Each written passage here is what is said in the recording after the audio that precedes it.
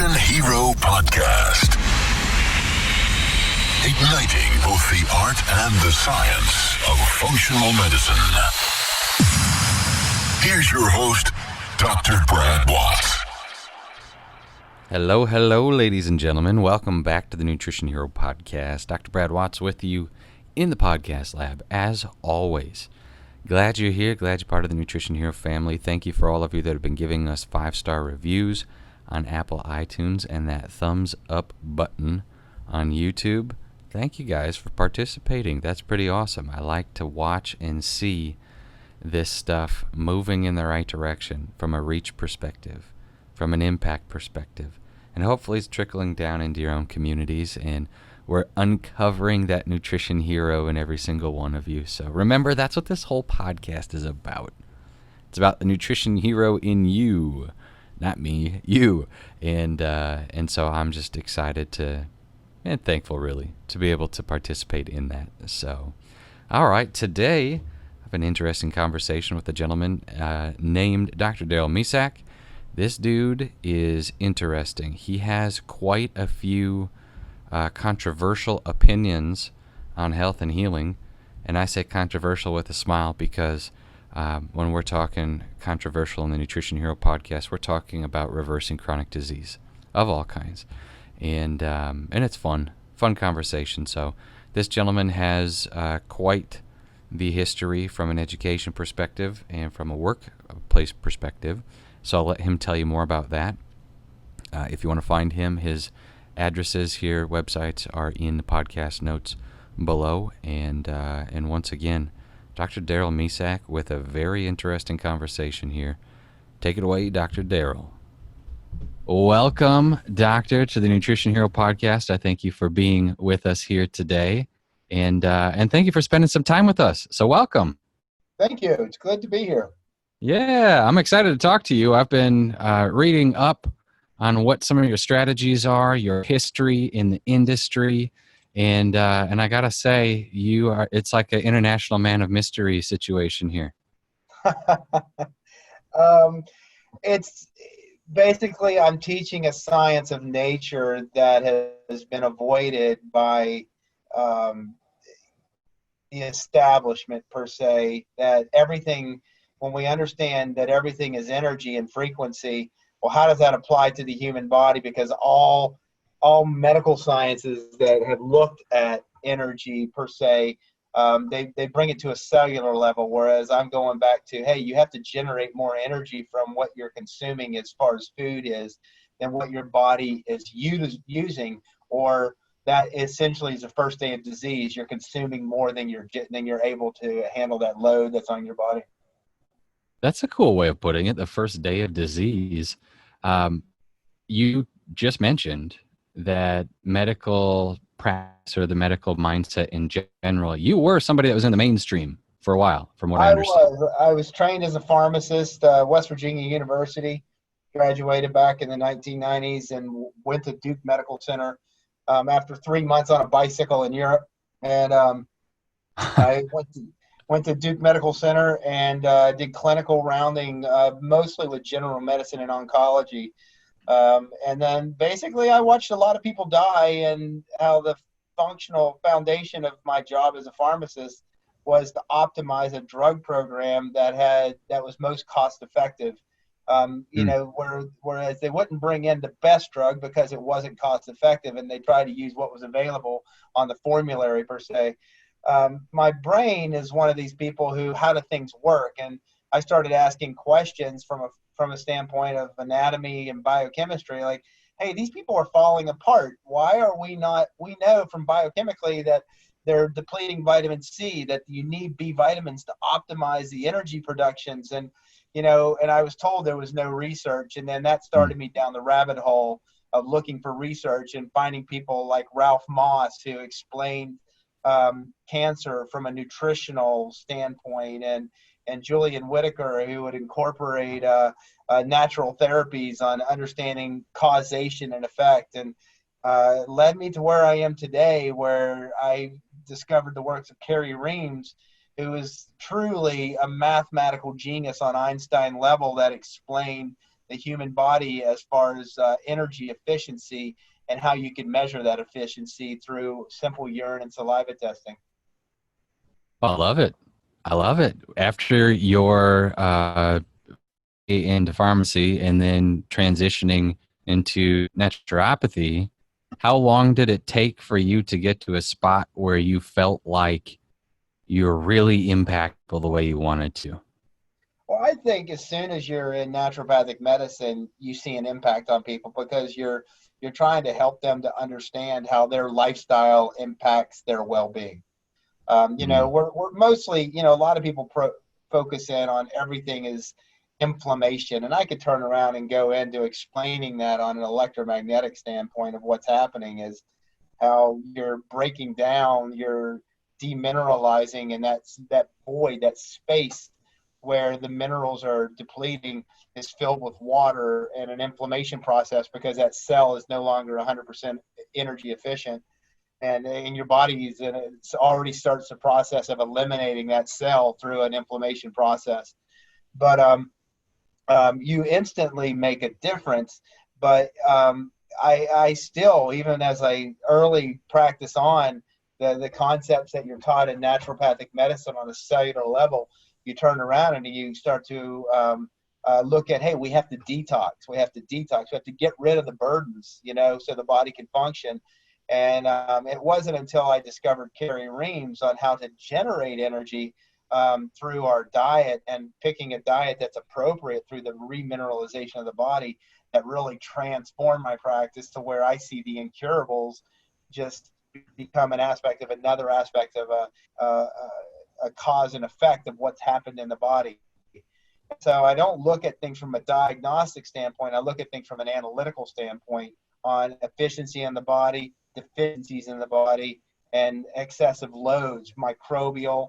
And, your load on your body is spiritual, mental, emotional, physical, Mm-hmm. microbial, environmental. What is the burdens on the body that are exceeding the energy capacity of the body to take care of itself under that load? So how do you go about organizing a lifestyle then that's compatible with health and healing for these people when they're coming to you with just a list of symptoms or a list of diagnoses already?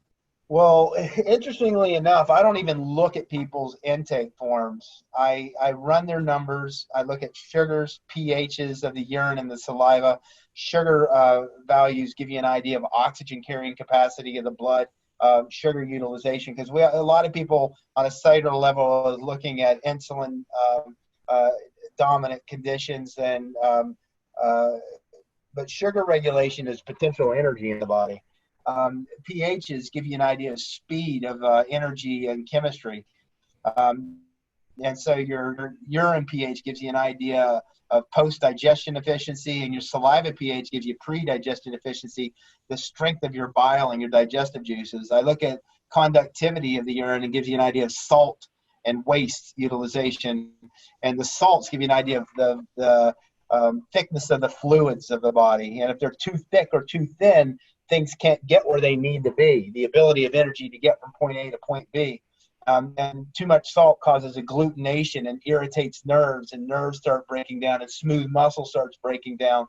I look at cell debris, the number of cell turnover in the body, and that gives you an idea that the kidney's ability to handle the load of eliminating the bad cells so you can build healthy ones. And then look at nitrates, the ability to build protein, or whether your body's having destructive ureas or ammonia to where you're breaking down proteins ineffectively or not digesting foods. And so when you start looking at how well the body's working, each one of these variables, when they're in the most imbalanced away from ideal. So if we know what's perfect mathematically, what Dr. Carrie Ream showed us, where you're furthest away from perfect, you have a set of symptoms that goes along with that. Your cell debris is too high, your kidneys are stressed, you're holding water weight, and you see people who have edema. Your conductivity is too high, you get nerve irritation, you get numbness and tingling, you get anxiety, you have a thickened blood, you don't carry oxygen well, you see atherosclerosis, you see anemic states. So you can turn around when people come and I look at these numbers, And then I look at people electrically. I look at electrodermal screening to test for electrical reactivities to food and chemicals or parasites or environmental substance called EAV testing. And I get an idea of, these are burdens. Your body reacts to this, so we need to eliminate this from your lifestyle. Or this can explain some of your symptoms. Then I look at live blood, and you look at the health of the blood, and certain cell patterns are specifically speak to B12, folic acid, iron deficiencies. Certain patterns are consistent with you're not digesting proteins. You're having signs of liver cell breakdown. I'm taking things from a cause and effect standpoint, get an analysis picture, and then I tell people you're probably experiencing these symptoms, and it just blows them away, because by the time I'm done telling them what they're going on with, they'll say, did you look at my intake questionnaire? Because I didn't even tell you I was having that symptom, and I have. It's just a beautiful way of looking at cause and effect in science versus diagnosis and treating that particular That's right. symptom. That's right. And that process, we call that reading their book. So you can go through all of the stuff and you can put it back in front of them in a way where they go, oh my goodness, how did you find that out? So I love it. That's pretty awesome. When you tells a story. Yeah, absolutely. I've written about it. I send a lot of people, I get a website, it's DocMisak, DocMisak.com, and it has YouTube shows that I do. It has articles that I've written for Naturopathic Doctor News and Review, which is international, that goes to alternative practitioners, that teaches these bioelectric concepts. I hold health retreats where people come from all over the world, where we teach them, how to eat, how to test, how to eat. I'm working on, I just finished a book, but we're working on editing right now before we publish, and giving visual representation, because I think anybody and everybody can be healthy. It's if you understand the basics of what's going on. And I've just seen beautiful things happen with these basic principles of cause and effect versus diagnostic. 100%. And speaking of which, you had talked about this book that you are almost finished writing. One of the things that you mentioned in email here back and forth with some of your representatives are the biggest breakthrough in anti-aging. Specifically, we're talking about telomeres. And so I'm interested specifically in the telomere connection to the bioelectric process that you use. What is going on here? DNA is your blueprint. DNA is what tells your cells how is the programmed cellular turnover or producing cells with a particular blueprint on how healthy they're going to be. And when we have stressors that affect our DNA by causing depletions, usually nutritional, mineral depletion, so that DNA can't produce a healthy blueprint, we produce unhealthy cells. So nowadays genetics, you have, the ancestry.com or these type of things. And then you have other people who are turning around and saying, you have DNA that predisposes you to certain conditions of diabetes, or predisposes you to be deficient in particular nutrients like potassium, or predisposes you to certain things. It doesn't mean that DNA has to be turned on. So DNA has these things on the end of chromosomes called telomeres, and telomeres, as they shorten. In 2009, these three physiologists got the Nobel Prize of Medicine that says, as telomeres shorten, we age. And as you have higher telomerase activity, it prevents the shortening of these telomeres, and they increase telomerase activity in these prematurely aged mice that were blind, white, crippled. Their brains were shrunk through. They couldn't go through mazes. They stimulated this telomerase activity, and they reverse aged them. Their hair got dark. Their brains grew 25%. That's what was most fascinating to me. They could get through their mazes. Their agility returned. Their kidney failure restored. They went back to normal functioning kidneys. And so this anti-aging discovery is just the most remarkable thing ever, and it's all controlled by DNA. But when you go and you look up telomerase and how do I stimulate telomerase activity, you're going to find that that natural substances is what were found to stimulate this, but also that poor lifestyle and environmental stress is what causes the DNA to fray and this shortening of telomeres in the first place. So things like meditation can increase your telomere activity. Childhood trauma and stress and poor emotional habits can, you can have stress as childhood that leads to internal stress that can turn around and cause shortening of your telomeres, and that you're going to age prematurely and die early because of something that happened in childhood, and not learning how to handle that stress or emotionally go back and go through healing of that. And then it's shown that piss poor diets, and eating crap and whatever, the load on the body is not, just healthy foods. Whole Mm-hmm. foods can actually help to build healthy telomeres and have healthy DNA. So telomeres became a fascination of mine at that point. And right now, how much focus, like in supporting patients and stuff like that, how much focus are you introducing patients to telomeres? Like, are you talking about it with them, or is it something that you're affecting, but it's not something that you're communicating to them? I will mention telomeres because of the aspects of, lifestyle and all the attributes. But the biggest focus that I've had was in 2014 when I did all this research on telomerase activity and finding these natural substances. I turned around and said, wait a minute, are there any supportive products that are out there for telomeres?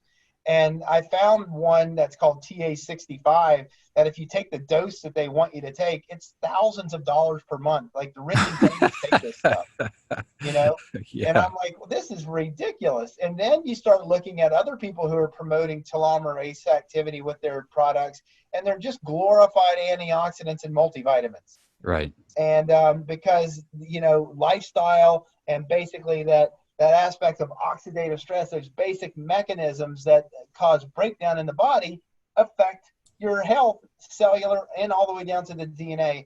And then I formulated a product called Vitelometry. And I found herbs that had this telomerase activity, plus this understanding of, that I was talking about, this bioelectric concept of the body, on how energy moves through the body. And and then I put my compounding pharmacy background to work and started, mixing herbs that have, like astragalus has been shown to have probably your premier herb for telomere activity. It's, historically foundational Chinese medicine to support the liver, the immune system, the adrenal glands, the antioxidant nature that's been shown of green tea. We heard people take maca, green tea because of the antioxidants. Some of the strongest antioxidants, those polyphenols that are in there. But people take them because green tea, those ellagic acids can affect various cancer cell lines and producing telomeres in cancer cells to actually cause apoptosis and killing cancer cells. I've seen purslane I've used in the product because of, on that cellular level, essential fatty acids what control how things move in and out of the cells, and healthy fats. And purslane, that common weed that most people are pulling out of our gardens, is one of the most richest omega-3 fatty acid sources on this planet. And so I added that. Sambucus that we hear about, elderberry for immune boosting, also has those polyphenols and helping with that, the aspects of antioxidant properties, again, shown to have resveratrol that's in these type of products. And Sambucus has actually shown to have telomerase activity. Ginkgo has shown telomerase activity, but also stimulates blood flow and circulation so you can get to the brain. And so we know that they increase brain size of these mice by this telomerase activity, but I'm helping to get circulation there with the ginkgo. Milk thistle, again, shown to have telomerase activity, but support the liver, which is your nuclear powerhouse of your body for how your body processes things. And then one of my favorite is I put Cinnamorium in there. It's a yang tonic. It's a sexual vitality tonic that, again, specifically has shown telomerase activity, but it gives you that get up and go aspects without that wiry sensation of caffeine and all those other things. And then I added calcium and lemon to be a catalyst from an electrical standpoint. So for me, when you're asking a question, do I talk about telomerase activity? No. And the other thing is I don't even sell my product to my clients because I'm trying to correct their chemistry and not say I have the panacea. Right. I try to sit there and tell them if they're like, hey, I read about this, and I'll say, my product is a wonderful product. I'm not going to claim that it's what you need, but it is definitely something that would help in your process of what we're trying to accomplish. Gotcha. Well, I think that's cool too. I think there's an absolute integrity that's there when somebody's willing to say, I don't know, but we can try. And I think that's pretty cool. The thing that comes to mind as I'm listening to you talk here, and we're kind of getting into how some of the mechanics of this works for your practice. When we talk about a diet that starts to mess with the bioelectric energy concepts of the body that you're describing, or starts to mess with the telomeres, what kind of diet do you typically promote for a patient? It's very individualized. I always test people for food chemicals and say, hey, these are things that you electrically react to. Let's eliminate them. And people who don't do the testing, or I'm doing distance testing, I'll actually fall back to that blood type diet. Sure. I'm sure you've heard of Stephen Gundry and the aspects of lectins Yep. and triggering an inflammation process. And then if you go to the blood type diet, it was all based upon lectin interactions with blood types and triggering an inflammation and an agglutination process in the blood. Mm-hmm. And so lectins trigger inflammation. And the blood type diet is a very basic aspect of saying, hey, use it as an elimination diet, where you say stop eating the foods that it says to stop eating for your blood type for 3 to 4 weeks, and then start introducing one about every 5 days, so that we're avoiding that burden, those stressors, those inflammation triggers in you. But then when I'm looking at people's chemistry, you're looking at whether it's going fast or slow, which correlates what's called metabolic typing. So if you've heard of the work of Wolcott, metabolic typing, fast oxidizers, slow oxidizers, Dr. Oz talks about this stuff. Dr. Mercola talks about metabolic typing, but you have fast, slow, and mixed oxidizers. What I do is I break the chemistry down into ranges, and where range A is a healing range, and you're running about 95% efficient. Range B moves away from that. It's about 75 to 95% efficient. Range C is about 50 to 75% efficient. Range D is about, 20 to 50% efficient. Range E is about 4 to 20% efficient in how your body's processing. And those D and E ranges are too fast. They're fast oxidizers. BC, they're too slow. And so they're slow oxidizers. And range A is more of that mixed oxidizer. They can handle the variety in the diet. So I teach people based upon their chemistry whether they need to eat higher carbohydrates and when they're too slow because they need readily available food. But that doesn't mean sugar. That means complex carbs and lots of vegetables, versus those things that are moving too fast. We need to slow it down, and they need the proteins to stabilize their sugars and the fats to slow things down. So they're eating more paleo, keto in some cases to slow that chemistry down, versus when the chemistry moves into that healing range, it allows people to have more variety in their diet. So I teach people how to eat based upon their chemistry and what foods fall into those ranges that have the optimal minimal or mineral content. And so we give people handouts to say, hey, these are more specific for you. You can measure your pHs at home of your urine, and then that tells you to eat from these food categories versus eating from these categories.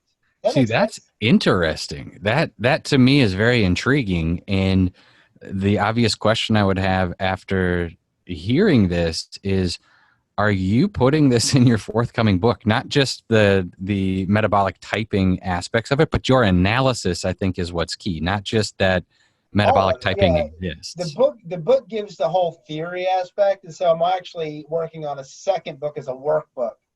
So here's the theory. Here's why we're doing this. Here's the science behind it. These are the mathematical, and these are the geniuses, Royal Rife and using electrical therapies, and George Lavotsky using multi-wave oscillators. These people were curing 98% of incurable cancers. You know, Kerry Reams explained it from a mechanical standpoint. When you're looking at people like Knott, who was using ultraviolet blood irradiation, these concepts explain why all that stuff worked. So my book is more to explain why the concept worked. The practical application is what we're working on now of how do I turn around and test myself. So if you measure your urine bricks or your sugar content, it teaches you what to drink and how much to drink. Am I drinking enough? Am I eating foods that I shouldn't? Am I drinking too much water? You can drink too much, flush out your sugars, lightheaded, dizzy, can't focus, I'm crashing, I need to eat right now, seizures, you know, all these type of symptoms come along with that. So if you learn to monitor your bricks, your pHs, and how you're eating and how food attributes affects them, then you are learning a diet that's specific for you. And yes, I'm working on putting all that stuff together for people. And in the meantime, I'm teaching people the basics of that on my YouTube channel. That's really cool, doctor. I mean, you're talking to providers all over the country, and to open up a new tool that maybe it's not new to you, but it's a new avenue for many, many providers that are coming out of either the medical background or a straight nutrition background into something that I think is very intriguing. We talk about bioelectric process here. This is really cool. It's calculating the ideal diet. So even when you're looking at people, historically, Dr. Kerry Reams taught breakfast for a queen, lunch for a king, dinner for a pauper. I've broken that down into saying, hey, let's eat about 30% of our calories at breakfast, about 50% at lunch, and about 20% with dinner. And then even more so is how do I calculate out, you know, hey, I need to lose weight. So calories are heat forming units. Einstein says everything is energy. It's all relative. E equals mc squared. So you are matter, it's the same thing as energy, which breaks down to heat and electricity. Calories are heat forming units. The chemistry that happens in the body when cells are separating, there's an electrical discharge that goes off with that, and everything runs with electricity. But how do you form that energy is from what we're eating. And what I'm trying to teach people is how to eat the calories from sources that are appropriate, that their chemistry can handle, and make it into a practical guideline. And so where you have fitness experts that are out there saying, hey, let's calculate your basal metabolic rate, which calculates out based upon your height, weight, that you're burning about 2,000 calories a day. If we have you eat 500 to 1,000 calories under that, so you're in a negative calorie balance, then you're going to be using more energy than you're getting. So your body is going to use the stored fat and the stored proteins in order to create energy. So you're going to lose weight. So I've incorporated all that in, and nobody's ever done this. It's incredible, and it makes so much sense when you're looking at the science behind it, because it's all cause and effect. Well, doctor, I'm excited. You can put me on the list of the first person that's gonna get this book here. So thank you. Yeah, absolutely. I love it. I've been in functional medicine, nutrition world for about a decade, and it's something that is always intriguing, because just when you think you have your finger on the pulse of what's going on, there's always something new. It's amazing. Yeah, I love functional medicine. I mean, I use organic acid testing because when I see people's chemistry not changing, it tells me that something's going on. In functional medicine, I can identify chronic mold issues with people. I can identify neurotransmitter imbalances and specific nutrient deficiencies that the chemistry doesn't tell me about. You know, I just wrote another article that's going to get published next month in Naturopathic, in the month of June, in Naturopathic Doctor News and Review. So again, if you go to Doc Misak, you'll see some publications I've done. But I did a case study of somebody who should have been in a hospital, and I know it was a distance. I did it over the phone. The wife ran this person's chemistry, guided them, and over a 2 to 3 week period, just the amazing changes of what happened in this person. But also, it tells you that the chemistry, I told them what labs to order, and how I expected, based upon the chemistry, to see a thyroid disorder, to see anemia, and everything that I had them order was substantiated when they ordered the labs. It just basically supported and said everything that you suspect was actually occurring. And I want my profession and any practitioner to say, listen, this is the most incredible tool. What you're doing is it's a measuring device. Are we losing energy or are we gaining energy? So you could take a perfectly healthy thing where you're doing, like I'm doing, say someone's doing IV vitamin C right now, or they're doing Myers cocktails, or they're doing hyperbaric chambers or sauna, and you can measure a cause and effect and see if that therapy is moving them away or supporting them in a healing process, or is it moving away because they can't handle it at this point. So I teach people, hey, the chemistry is moving into a detox. Now this is when you should start supporting that detox. Put them in a sauna, do ionic foot baths, do colon hydrotherapy, put them in a hyperbaric chamber, and do these things that stimulate the body to enhance that detox versus saying, oh, those symptoms are just detox, you're going to get through it. No, you can predict when they're ready to detox and handle the load versus putting somebody in the hospital because you're stimulating a detox response that they can't handle. Beautiful. Doctor, what is your once again, so I can just try to get that up? It'll be in the show notes, obviously, also with where we can find Vitelometry as well. But what's that website one more time? Yeah, if people go to Doc Misak, D-O-C Misak, M-I-S-A-K, docmisak.com, all of it's linked. Vitelometry is the other website. Vitelometry is my product. It's beautiful. Yeah. We have had reports of people, Vitelometry, that are just incredible. People in their 70s having their sex life restored. People having their white hair starting to turn dark again. People who having chronic fatigue complaints saying that it's amazing that they're not crashing and getting through their busy days at work. It's just, so we're having these, I tell people, if you want to, see testimonies, because we can't make any claims with the product. Just go to Amazon and look at the testimonies or the reviews on Amazon with Vitelometry. But if people are looking for the product, purchase it through Vitelometry.com. And because people listen to your show, I'll use a discount code WATTS, W-A-T-T-S, and they can have 10% off on the product to try it. All right. Well, thank you. I appreciate it. That's awesome. So I'm looking forward to it personally. And obviously I want to read your book. And if you'd be willing, after that, after I bone up on my bioelectric skills here, we're going to have a different type of a conversation. And I'm going to pick your brain on some of the fine details of your writing. So that would be phenomenal. Yeah, I mean, I have all these people who say, Doc, you're a genius. And I'm like, no, I'm just working the basis of the geniuses that have gone before us. T.C. McDaniels, and understanding, the colloidal nature of our blood. And, and Riddick, who also explained the colloidal nature. You look at Kerry Reams he's the one who explained the chemistry. And what I love about Kerry Reams is he explained the human energy on a mathematical level. And so he defined what perfect is. If you have this chemistry, you have perfect energy utilization in your body, perfect ability to accept energy, perfect ability to eliminate the burdens on the body, and it's balanced. The chemistry is balanced. And so if I were to ask anybody out there, it's a practitioner or any person, what is perfect health? Everybody is going to have something that relates to their understanding of health and how, hey, I don't have symptoms. I feel vibrant. I have a good mental clarity or whatever.